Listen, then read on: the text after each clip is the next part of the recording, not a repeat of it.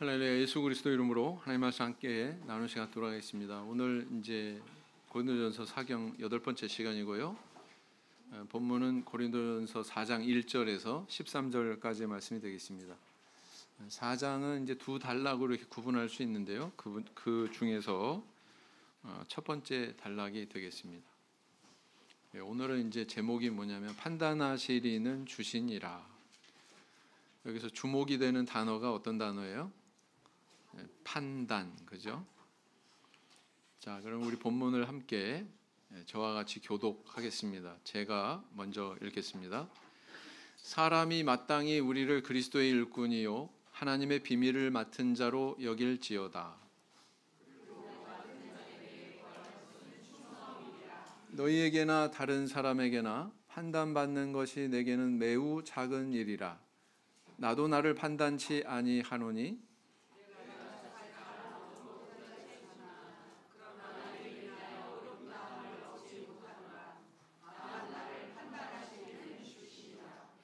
그러므로 때가 이르기 전 곧 주께서 오시기까지 아무것도 판단치 말라. 그가 어두움에 감추인 것들을 드러내고 마음의 뜻을 나타내시리니 그때 각 사람에게 하나님으로부터 칭찬이 있으리라.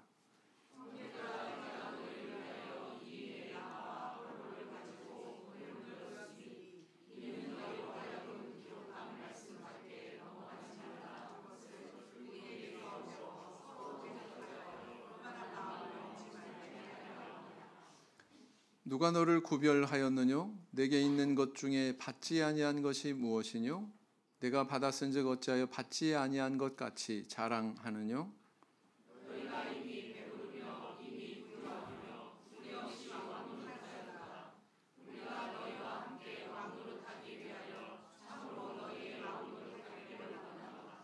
내가 생각컨대 하나님이 사도인 우리를 죽이기로 작정한 자같이 미말에 두셨음에 우리는 세계 곧 천사와 사람에게 구경거리가 되었노라.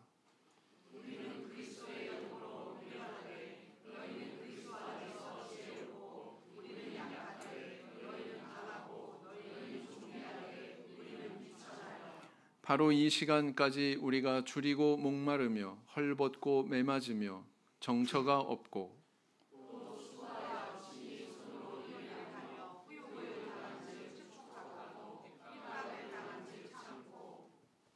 비방을 당한즉 권면하니 우리가 지금까지 세상의 더러운 것과 만물의 찢기같이 되었도다.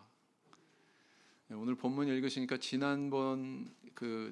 지난주의 내용하고 오늘 내용이 이렇게 잘 이어지지 않는 느낌이 드시죠? 뭔가 다른 얘기로 지금 점프해가지고 바울 사도가 막 전개하고 있는 그런 감을 아마 느끼실 거예요. 다른 역본의 본문을 또 읽어보겠습니다. 이번에는 우리 성도님들이 먼저 읽겠습니다. 쉬운 성경 버전으로 읽도록 하겠습니다. 1절 시작.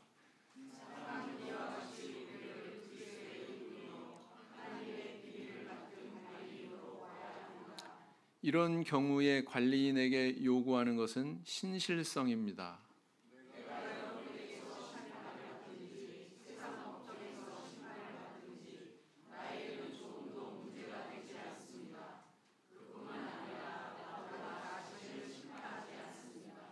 나는 양심에 꺼리끼는 것이 없습니다. 그러나 이런 일로 내가 의롭게 된 것은 아닙니다.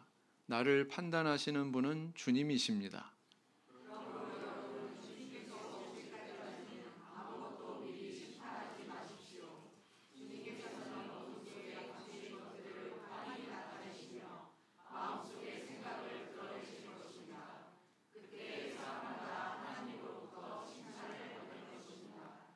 형제자매 여러분, 나는 여러분을 위하여 이 모든 일을 나와 아볼로에게 적용하여 설명하였습니다.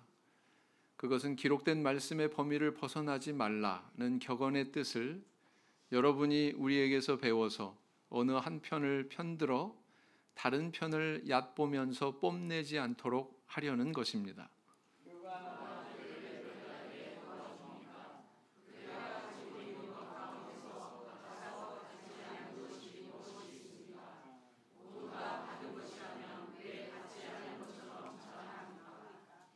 여러분은 벌써 배가 불렀습니다. 벌써 부자가 되었습니다. 우리를 제쳐놓고 왕이나 된 듯이 행세하였습니다. 여러분이 진정 왕처럼 되었으면 좋겠습니다. 그렇게 하여 우리도 여러분과 함께 왕 노릇하게 되면 좋겠습니다.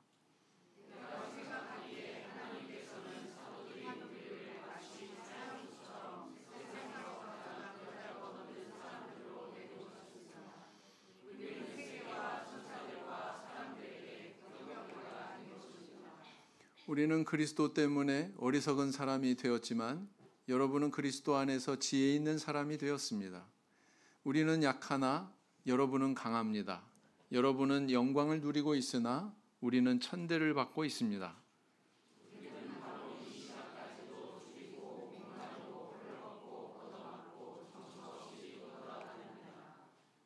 우리는 우리 손으로 일을 하면서 고된 노동을 합니다. 우리는 욕을 먹으면 도리어 축복하여 주고 박해를 받으면 참고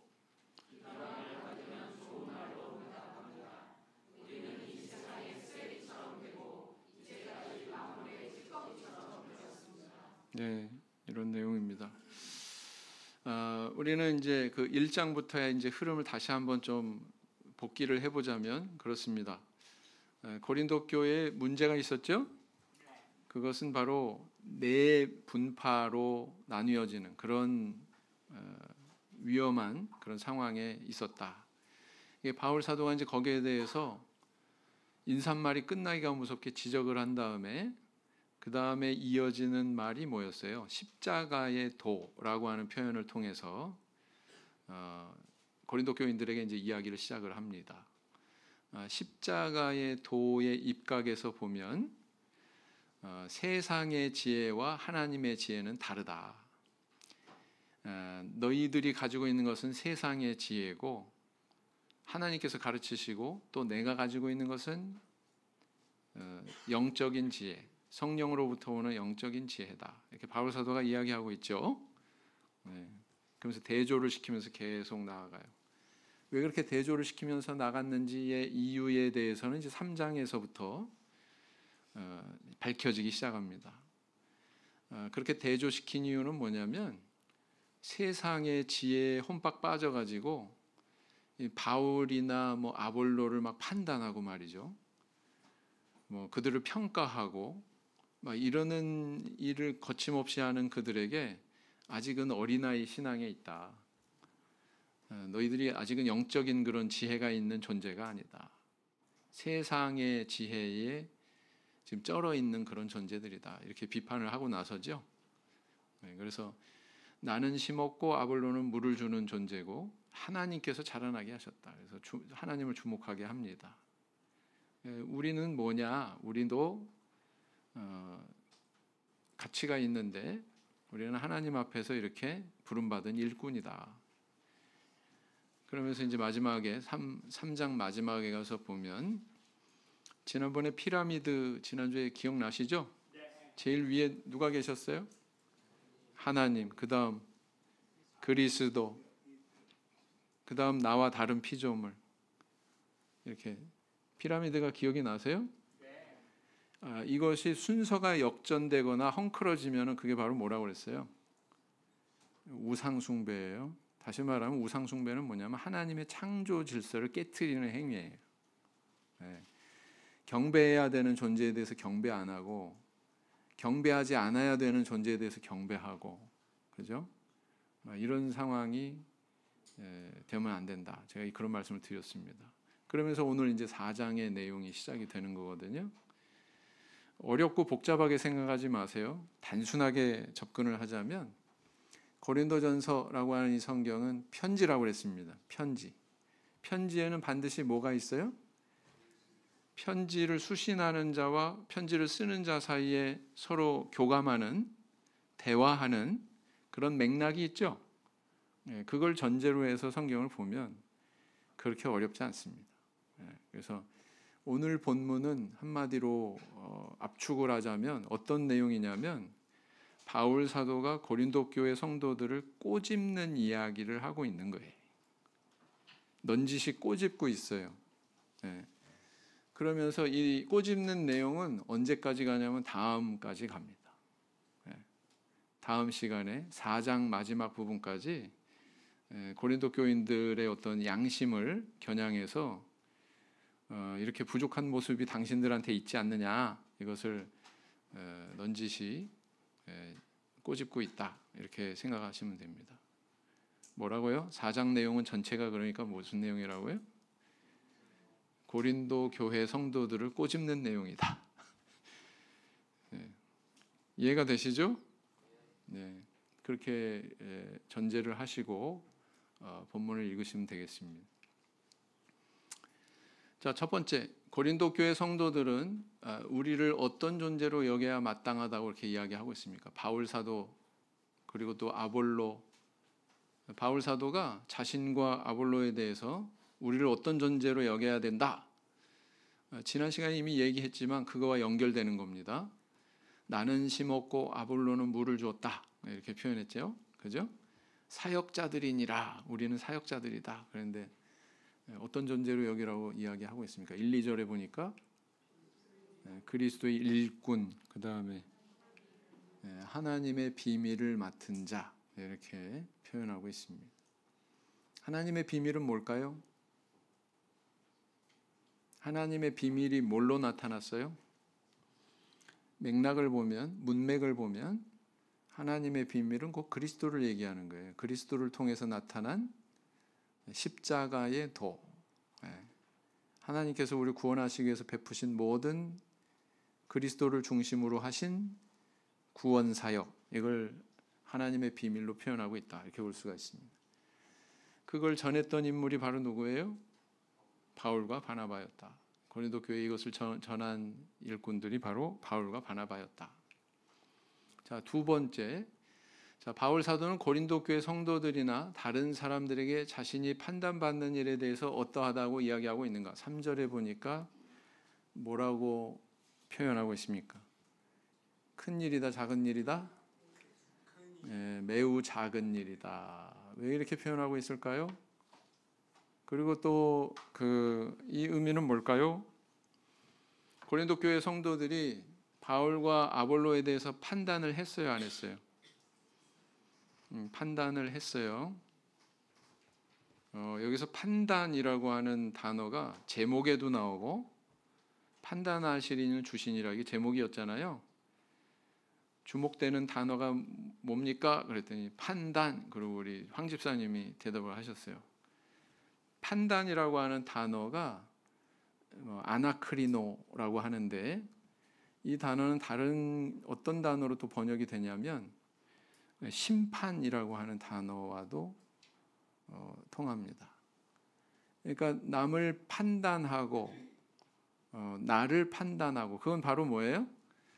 남을 심판하고 나를 심판하는 일이기도 하다라는 것을 반영을 하고 있습니다.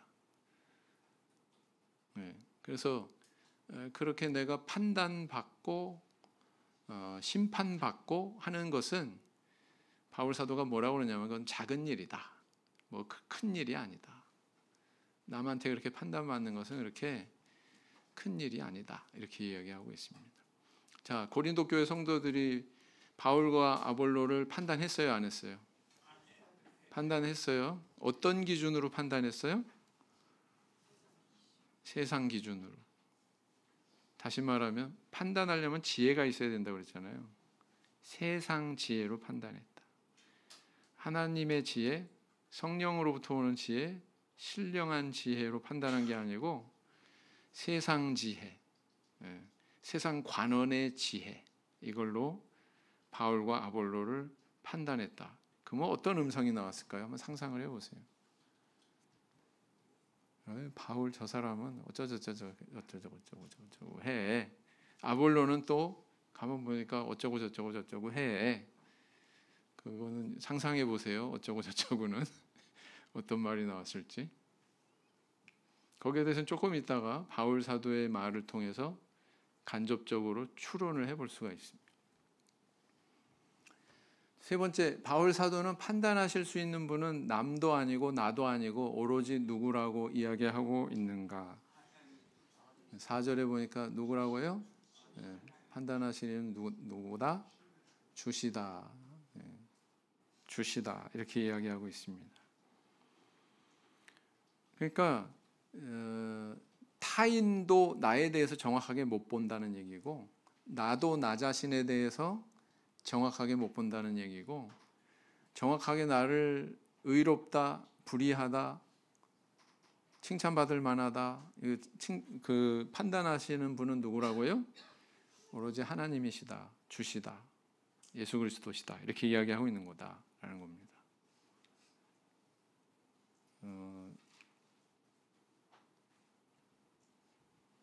바울 사도가 왜 이런 말을 하는지를 좀 생각을 해봐야 돼요. 고린도 교회 성도들로부터 이렇게 판단을 받으니까 그런 상황에 대해서 바울 사도가 지금 이야기를 하고 있는 건데, 그건 뭐 떠날 수 없는 전제죠.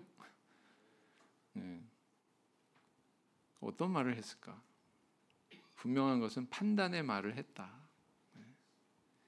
그 내용이 뭘까?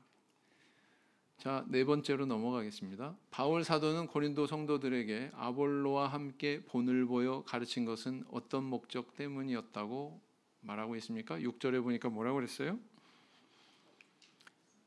대적하여 교만한 마음을 먹지 말게 하려 함이라, 이렇게 얘기하고 있습니다. 그러니까 고린도 교회 성도들은 대적해서 교만한 마음을 먹었다는 얘기잖아요. 맞죠? 대적한 것은 겉으로 드러났어요. 나는 바울한테 속했어. 나는 아볼로에게 속했어. 나는 게바에게 속했어. 난 그리스도에게 속했어. 나는 저 사람한테 세례받았기 때문에 난 저 사람한테 속한 사람이야. 이러면서 서로 대적했다는 얘기죠. 그러나 바울과 아볼로는 대적했다, 안 했다? 안 했다. 그들은 함께 동역했다. 맞죠? 네. 그래서 그렇게 동역하는 모습을 통해서 고린도 교인들한테 이미 뭘 남긴 거예요? 본을 보인 거예요. 이렇게 같이 가야 된다. 이렇게 함께 동행하는 거다. 신앙의 길이라고 하는 것은 이런 거다라고 이미 보였는데, 고린도 교인들은 그걸 깨달았습니까? 못 깨달았습니까? 못 깨달았습니다. 그러니까 이런 일이 일어나는 거죠. 근데 그 이면에는 인격적인, 신앙의 인격적인 문제가 있었는데, 그 문제가 바로 뭐다? 교만한 마음이었다. 교만한 마음이었다. 이렇게 이야기하고 있습니다. 그 교만한 마음의 뿌리는 뭐예요? 세상 지혜를 추구하고, 세상 지혜 입각에서 그 기준에 걸맞는 사람을 추종하고, 우상시하고 높이고, 이런 경향이 있었다라는 것을 알 수가 있습니다. 그래서요, 오늘 본문만 보면 오리무중인데 우리가 지난번에 배운 내용하고 연결하면 이렇게 다 답이 나와요. 그렇죠? 자, 다섯 번째, 복음을 전하는 가운데 수고하고 고생함에도 불구하고, 바울 사도가 왜 이런 말을 할까요? 내가 우리는 어떻게 되고 이렇게 핍박받고 이렇게 어려움 당하고 왜 이런 얘기를 할까요? 그렇게 고생함에도 불구하고 고린도 교회 성도들에게 판단받고 불신받는 상황에 대해서 바울은 자신들이 세상에 무엇같이 되었다고 말하고 있는가? 13절에 보니까 어떻게 표현하고 있어요? 둘로 표현하고 있죠. 세상의 더러운 것, 그다음 만물의 찢기. 한마디로 얘기해서 여러분들 샤워하거나 목욕하거나 그러면은 어때요? 때 나오죠? 그 때와 같은 존재다. 그런 존재로 여김을 당했다, 이렇게 얘기하고 있는 겁니다. 달리 표현하면 또 오물, 세상의 더러운 것, 이거 오물을 얘기하는 거고, 만물의 찢기, 이것은 때 같은 존재를 이야기한다라는 겁니다. 바울 사도가 참 이렇게까지 표현하면서 고린도 교회 성도들한테 도대체 뭘 교훈하고 뭘 전달하고 있을까? 여기에 대해서 생각을 할 줄 알아야 돼요. 궁금해하실 줄 알아야 됩니다. 자, 저희 손수레 끌고 가고 있는 세 사람이 있는데 지금 다행히도 한쪽 방향으로 저렇게 힘쓰고, 앞에서는 끌고 뒤에서는 밀고 이렇게 나아가고 있죠. 가운데 뭐가 실려져 있어요? 그리스도의 심장인 것 같습니다. 십자가가 새겨져 있고 하트 모양으로 되어 있네요. 그리스도의 정신으로, 십자가의 정신으로 하나가 돼서 한쪽 방향으로 가야 되는데 지금 고린도 교회는 그렇지 못했던 거죠. 저기서 뒤에 있는 저 사람이 한 사람은 팔짱 끼고 놀고 있고 다른 한 사람은 미는 게 아니라 잡아당기고 있다면 저 수레는 어떻게 될까요? 전진을 할까요? 못할까요? 전진 못하겠죠. 그래서 교회가 성장하고 앞으로 나아가려면 반드시 필요한 것이 성결돼야 되는 것이 있는데 그것이 바로 뭐냐면은 마음이 하나가 돼야 된다라는 것입니다. 마음이 하나가 돼야 된다. 바로 저기에 문제가 있으니까 뭐예요? 고린도 교회가 전진하지 못했어요. 나중에 이제 그 16장에 보면은 바울 사도가 연보 문제를 언급합니다. 연보가 뭐예요? 헌금. 그 연보는 어떤 목적의 연보였냐면은 고린도라고 하는 도시는 굉장히 부유하다고 그랬습니다. 그러니까 신도들도 어때요? 수입이 많겠죠. 돈이 많이 도는 풍요로운 교회겠죠. 그래서 그 고린도 교회에서 이제 거두어들인 연보로 가나안 교회, 예루살렘 교회, 저 가나안 땅에 있는 그 여러 가나안 교회들을 돕고자 했어요. 근데 이게 잘 진척이 안 된 거예요. 전진이 돼요, 안 돼요? 교회가 나가야 되는 그런 방향이 있는데 저렇게 마음이 하나가 안 되니까 그게 시행이 안 되는 바람에 바울 사도는 고린도 후서에서까지도 이걸 권면한다고요. 그러면 후서 기록할 때까지 이게 시행이 된 거예요, 안 된 거예요? 안 된 거예요. 그렇다. 그래서 교회가 순항하고 이렇게 발전하고 성장하고 하려면은 반드시 전제가 있는데 그것은 바로 마음이 하나로 합해져야 된다라는 것입니다. 바울과 아볼로는 결코 그렇게 분열하지 않았어요. 아주 협력이 잘 됐고 서로 동역자로서 존중하는 그런 관계였습니다. 그걸 어떻게 알 수 있느냐?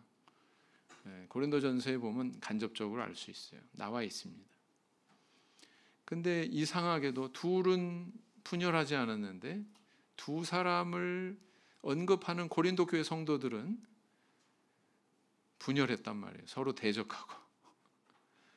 참 이게 우스운 상황이죠.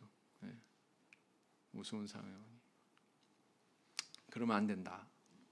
교회라고 하는 것은 절대적으로 화합하고 하나가 되는 것이 중요한 곳이다.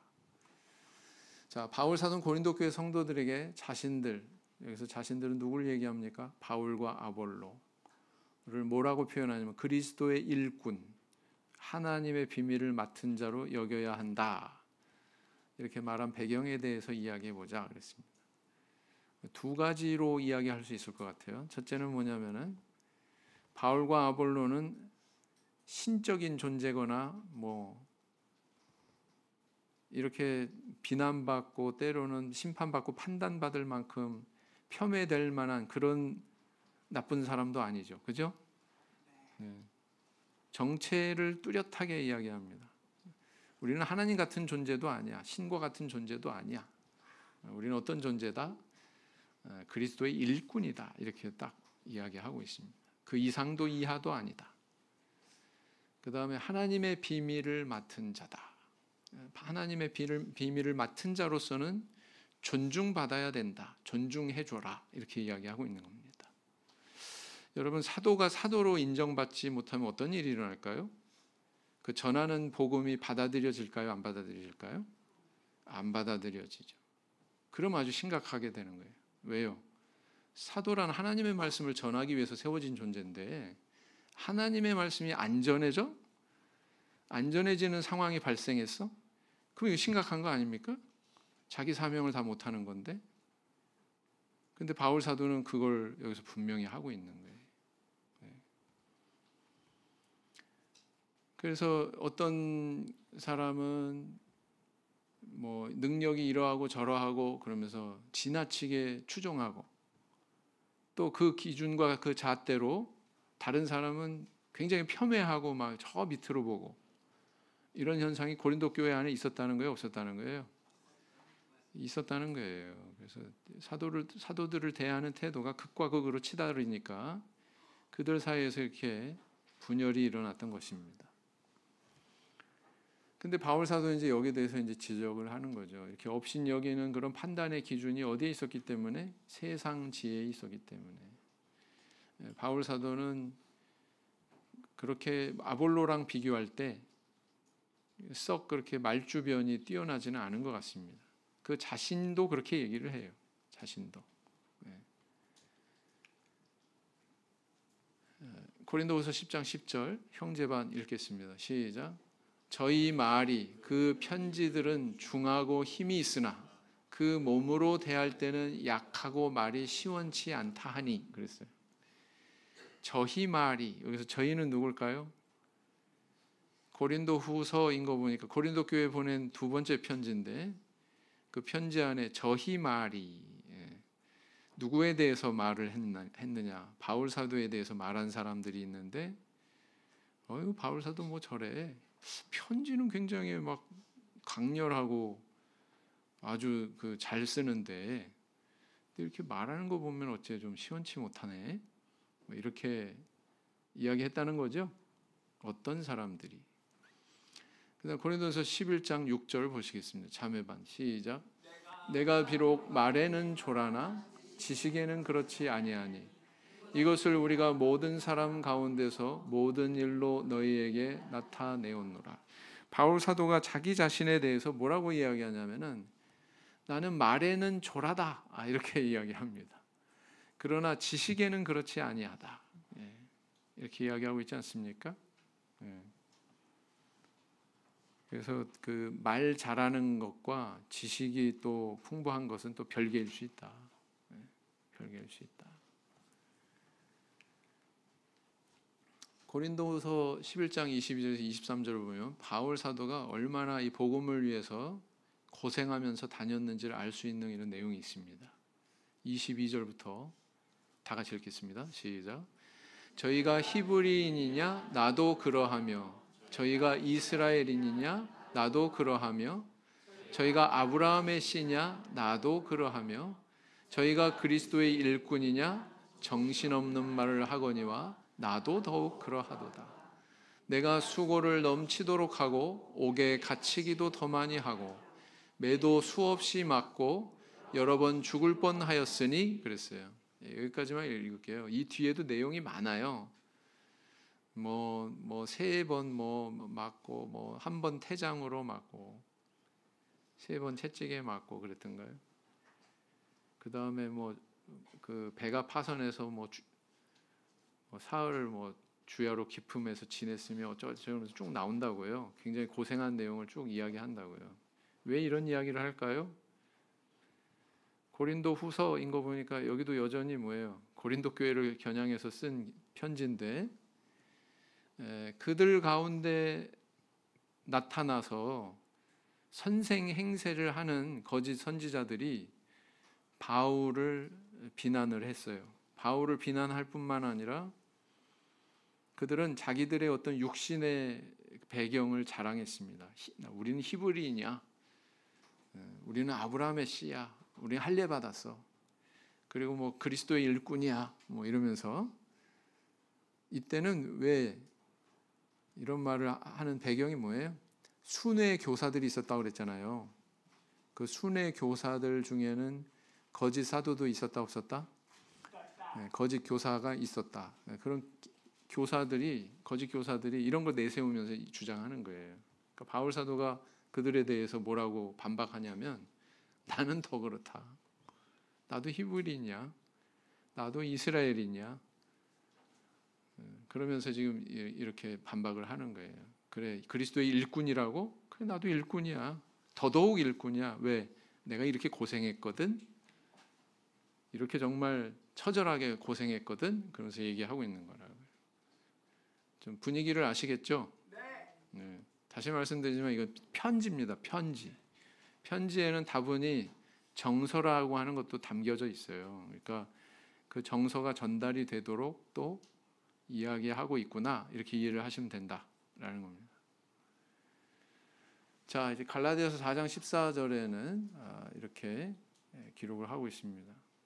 시작.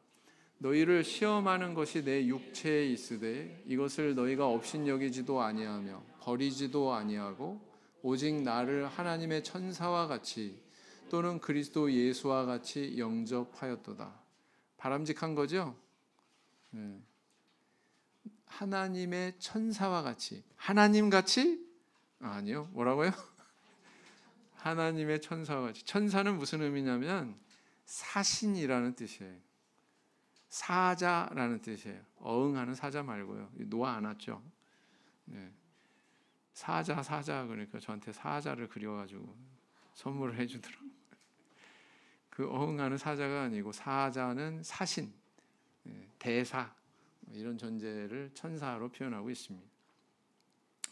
또는 그리스도 예수와 같이 영접하였도다. 이렇게 이게 정상이라는 거예요. 이게 사도를 대하는 올바른 태도다. 이렇게 이야기하고 있는 겁니다.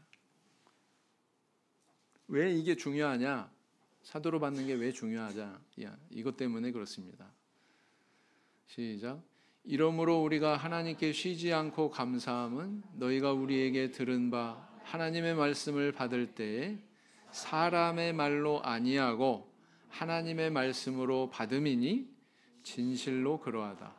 이 말씀이 또한 너희 믿는 자 속에서 역사하느니라 그랬어요. 그래서 옛날에 뭐예요? 왕의 사자가 사신이 어명이요 그러고 막 따닥따닥 말 타고 가가지고 어명이요 그러면서 딱 도착하면은 아무리 지위가 높은 삼정승이라도 어떻게 했습니까? 어명이요 그 한마디에 그 앞에 넙작 엎드려가지고 어명을 받았죠? 똑같은 거다. 똑같은 거다. 하나님의 말씀을 그렇게 존중해야 된다. 하나님의 말씀이 존중받으려면 사도들이 존중받아야 된다. 존중받아야 된다는 것은 하나님처럼 섬기라는 얘기는 아니다라는 것입니다. 그죠? 섬김의 대상이 아니라 하나님의 일꾼으로서 하나님의 비밀을 전하는 자로서 존중해야 된다. 이걸 이야기하고 있는 거예요. 균형을 잘 잡아야 돼요. 그렇죠? 네. 그 다음 두 번째, 바울 사도가 고린도 교회 성도들에게 이 조사가 하나 빠졌네. 바울 사도가 고린도 교회 성도들에게 판단하지 말라고 이야기한 것은 어떤 취지에서 말한 것인지 이야기해 보자 그랬습니다. 여러분, 이 판단이라고 하는 것은 굉장히 미묘한 단어예요. 고린도전서에 유유히 계속 흘러요, 이 단어가. 그러니까 이걸 놓지 말고 계속 기억을 하고 계셔야 돼요. 그래야 고린도전서가 흐름이 짚어질 수가 있습니다. 왜냐하면 고린도 교회 성도들은 판단하지 않아야 될 것에 대해서 판단하고 판단해야 될 것은 또 판단을 안 했거든요. 네. 자, 하나님의 비밀을 맡은 자들에게 구할 공통분모는 뭐라고요? 충성 그랬는데 이 헬라어에 보면 군인들이 격리할 때 충성하는 그게 그 단어가 어떻게 또 표현이 되고 있냐면은 신실함 이렇게 표현이 된다라는 겁니다. 이렇게 번역이 되는 게 맞아요. 피스토스라고 하는 단어는 신실함 이런 뜻입니다. 그래서 뭐 구변이 능하고 지식이 많고 뭘 잘하고 뭐 축구를 잘하고 뭐 어쩌고 그런 거 말고 하나님의 일꾼 그리스도의 비밀을 맡은 자에게 필요한 것은 바로 뭐다? 충성이다. 더 정확하게 얘기하면 신실함이다. 이렇게 얘기하고 있는 거예요. 그렇죠? 외적으로 드러나는 어떤 기능이나 뭐 그런 어떤 개인적인 은사나 이게 아니고 공통적으로 모든 하나님의 일꾼에게 필요한 것은 신실함이다. 그거면 충분하다. 그거 이외에 다른 것 때문에 판단받고 그거 이외에 다른 것 때문에 평가받고 그러면 된다 안 된다? 네, 그렇게 하지 말아라 라는 것입니다. 그래서 이거는 어디랑 연결이 되냐면 이런 바울 사도의 가르침은 무엇과 연결이 되냐면 고린도 교회 성도들 안에 풍성했던 여러 가지 은사들이 있었죠. 뭐 어떤 은사가 있었습니까? 지혜의 은사, 지식의 은사, 믿음의 은사, 그다음 방언, 각종 방언 말함, 방언들 통역함, 그죠? 그런 다양한 은사들이 있었는데 그걸로 인해서 서로 하나가 되지 못하고 이렇게 반목하고 우열을 나누려고 하고 막 이런 그런 모습이 있었다는 거죠. 그거와 연결이 되는 거예요. 자, 읽어보겠습니다. 시작.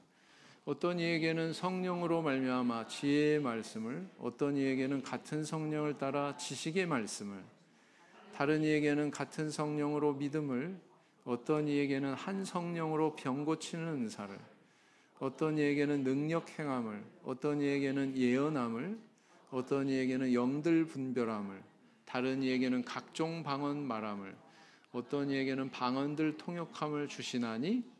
여기서 중요한 건 뭐냐면 제가 빨간색으로 해놓은 저게 중요한 거예요. 여기서 바울 사도가 강조하고자 하는 것은 은사가 이렇게 여러분들이 다양하다 이걸 얘기하려고 하는 게 아닙니다. 이런 다양한 은사는 바로 이 한 성령으로 왔다 이걸 얘기하려고 하는 거예요. 이해가 되세요? 그래서 같은 성령을 따라 같은 성령으로 한 성령으로 이 표현이 계속 나오죠. 이게 다 무슨 의미예요? 이게 다 한 성령으로부터 비롯됐다는 것을 주목해라 이겁니다. 계속 읽겠습니다. 시작. 이 모든 일은 같은 한 성령이 행하사 그 뜻대로 각 사람에게 나눠 주시느니라. 그러니까 분열할 필요가 있어요, 없어요? 없어요. 네. 30절 읽겠습니다. 다 병 고치는 은사를 가진 자겠느냐? 다 방언을 말하는 자겠느냐? 다 통역하는 자겠느냐? 이렇게 반문한다고요. 다 아니다. 그런 뜻이죠? 네. 어떤 사람은 이렇게, 어떤 사람은 저렇게 은사는 다양할 수 있다. 이렇게 얘기하는 거다. 세 번째, 바울 사도가 나를 판단하실 이는 주시라고 한 말의 의미에 대해서 이야기해보자 그랬습니다. 뭐예요? 인간의 판단은 부정확합니다. 나도 남도 부정확합니다. 그런데 범죄한 이후에 인간한테 찾아온 성향이 있거든요. 그게 뭐냐면은 하나님 머리 꼭대기에 올라타는 거. 어느 정도로? 하나님을 심판할 정도로. 하나님이 심판했어요, 안 했어요? 아까 제가 말씀드렸어요. 판단과 심판은 같은 단어다 그랬죠? 근데 에덴 동산에서 이미 하나님 심판했어. 누가? 아담이. 하나님이 나한테 주신 저 여자 때문에 내가 따먹었습니다. 내가 따먹은 데 대한 책임이 누구한테 있는 거예요? 하나님한테 있다고 지금 얘기하는 거잖아요. 하나님이 나에게 주신 저 여자가. 맞습니까? 그렇게 판단한 거잖아요, 아담이. 다시 말하면 그렇게 하나님을 심판한 거잖아요. 그게 어디까지 연결돼요? 인간이 육체로 오신 하나님이 심판했어요, 안 했어요? 십자가에서 했어요, 안 했어요? 했잖아요. 십자가 위에서.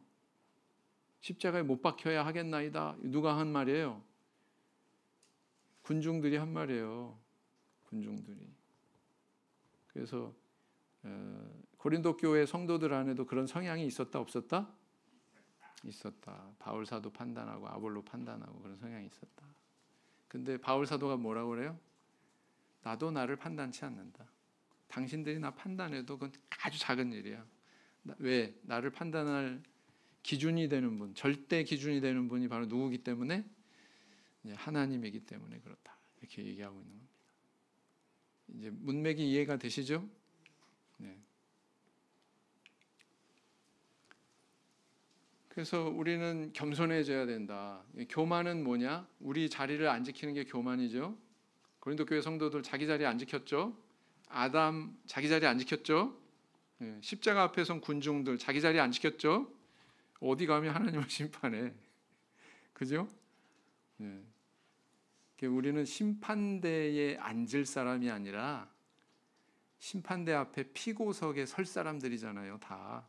그렇지 않습니까? 거기에 대해서 잊지 마라 라는 겁니다. 로마서 14장 10절 형제반 시작. 내가 어찌하여 내 형제를 판단하느뇨? 어찌하여 내 형제를 업신여기느뇨? 우리가 다 하나님의 심판대 앞에 서리라 그랬습니다. 17절 자매반 외모로 보시지 않고 각 사람의 행위대로 판단하시는 자를 너희가 아버지라 부른즉 너희의 나그네로 있을 때를 두려움으로 지내라. 경외해라. 경각심 가지고 지내라. 이렇게 얘기하고 있는 거예요. 그래서 이제 좀 정리를 해보는 거예요. 중간에 정리를 해보면 고린도 교회 성도들은 세상 지혜, 웅변하는 그런 능력, 말 잘하는 거 말이죠. 그다음 학식, 뭐 가문, 나는 히브리냐, 뭐 이런 걸 통해서 교회 사역자들의 우열을 판단하지 않았어야 했습니다. 왜? 그것은 세상 지혜를 기준으로 한 판단이었기 때문에. 그런데 오히려 교회 안에 앞으로 발생하는 문제를 이제 바울 사도가 다루는데 그런 문제들에 대해서는 신령한 지혜를 통해서 판단해야만 됐거든요. 판단할 능력이 있어요, 없어요? 고린도 교회 성도들한테 없어요. 없으니까 누가 대신 판단해 줬어요? 바울 사도 바울 사도가 건건히 판단을 해줍니다. 5장부터 시작되는 음행의 문제, 6장에서 시작하는 성도 간의 재판의 문제, 성도 간의 분쟁이 일어났어요. 재판이 일어났어요. 금전적인 어떤 그런 손익 때문에 그랬겠죠. 그 다음 7장에 가면 결혼에 대해서 장황하게 얘기하는데 정상적인 부부의 경우, 불신자와 같이 사는 경우, 또 과부인 경우, 처녀인 경우 막 케이스 바이 케이스별로 바울 사도가 일일이 다 조언하고 의견을 주고 왜 합니까? 고린도 교회 성도들이 거기에 대해서 판단의 능력이 없으니까. 그런 데 대해서 판단해야 되거든요.